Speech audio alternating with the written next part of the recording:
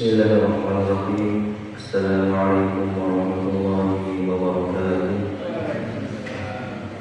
Alhamdulillahirabbil alamin wal 'aqibatu lil muttaqin wa la 'udwana illa 'alal zalimin. Alhamdulillahilladzi bi ni'matihi tatimmus shalihat. Allahumma shalli wa sallim ala nabiyyina wa syafi'ina wa habibina Muhammadin wa ala alihi wa sahbihi ajma'in wa ala man sara ala nahjihi ila yaumiddin. Rabbi shrah li sadri wa yassir li amri wahlul 'uqdatam min lisani yafqahu qawli. Rabbana zalamna anfusana wa illam taghfir lana wa tarhamna lanakunanna minal khasirin. Allahumma la 'ilma lana illa ma 'allamtana innaka antal 'alimul hakim. Ma ba'du. Jamaah Masjid Sabilillah yang semoga dimuliakan oleh Allah Subhanahu wa taala. Alhamdulillah kita masih diberikan kesempatan sampai pagi hari ini sehingga kita masih bisa menunaikan sholat subuh secara berjamaah. Kemudian sholat salam semoga tercurah kepada junjungan kita, kemudian memberi syafaat kita insyaallah Nabi Muhammad sallallahu alaihi wasallam. Kemudian juga semoga salawat tercurah kepada keluarga beliau, sahabat beliau, dan para pengikut beliau termasuk kita sampai hari kiamat kelak. Jamaah yang dimuliakan oleh Allah Subhanahu wa taala, kita masuk lagi di kitab Risalah Al-Jami'ah milik Syekh As-Sayyid Ahmad Zain Al-Habsyi, Ahmad bin Zain Al-Habsyi. Dia adalah salah satu ulama Hadramaut. Jemaah yang dimuliakan oleh Allah Subhanahu wa taala, sebelumnya kita sampai pada pembahasan tentang rukun Islam. Bahwasanya rukun Islam itu ada 5. Insyaallah kita semua sudah tahu.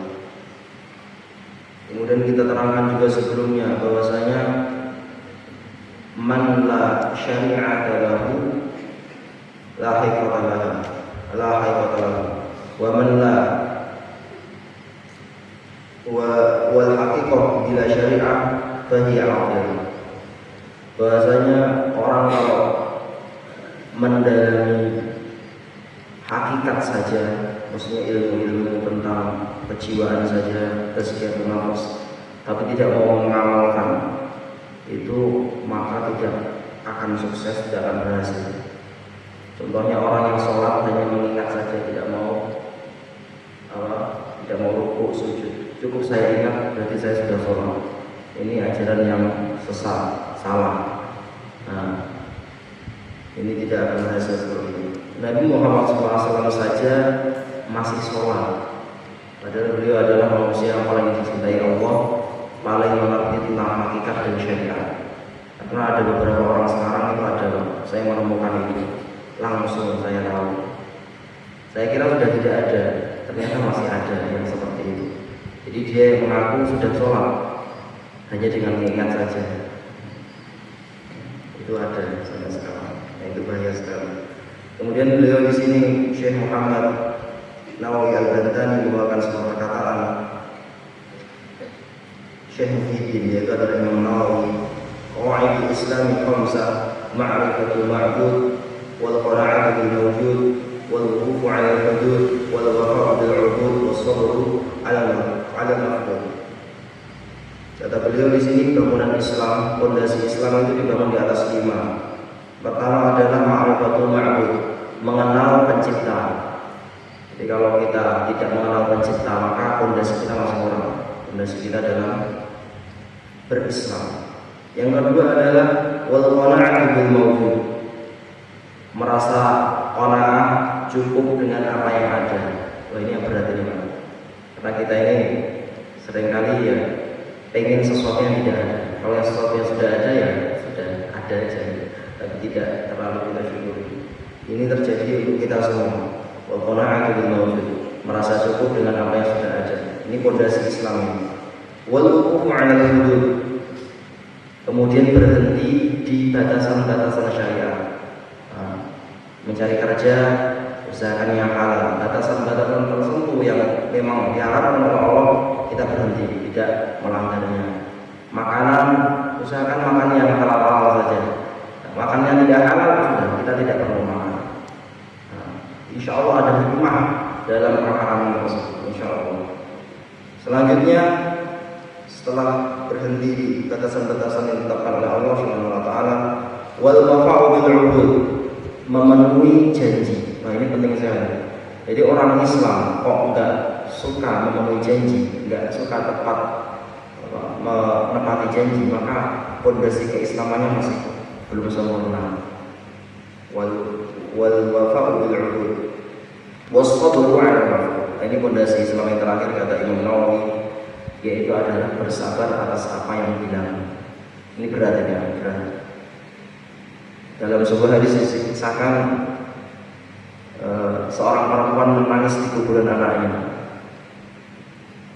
Kemudian Rasulullah SAW itu dari belakang memberitahu istri, wahai perempuan, sabarlah engkau, sabarlah.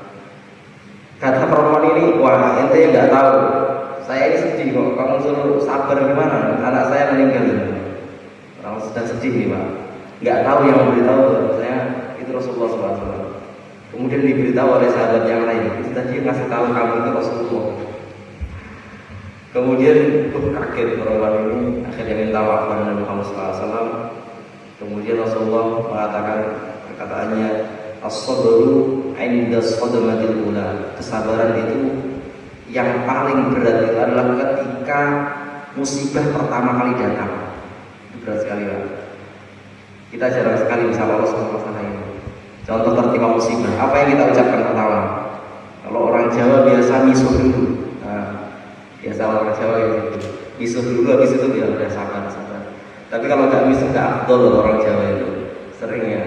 Kenapa masalah kok? Itu dulu yang pertama. Nah, yang pertama kali kita ucapkan ketika terjadi musibah itu yang diukur, yang diganjar paling besar kan kayak itu.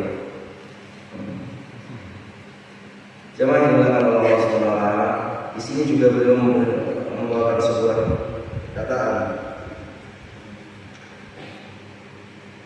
Entah ini apakah sahih atau tidak hadisnya, diriwayatkan oleh Imam Hakim dalam tarikhnya dari sahabat mulia Aisyah radhiyallahu anha, bahasanya Allah berfirman, inna li'abdi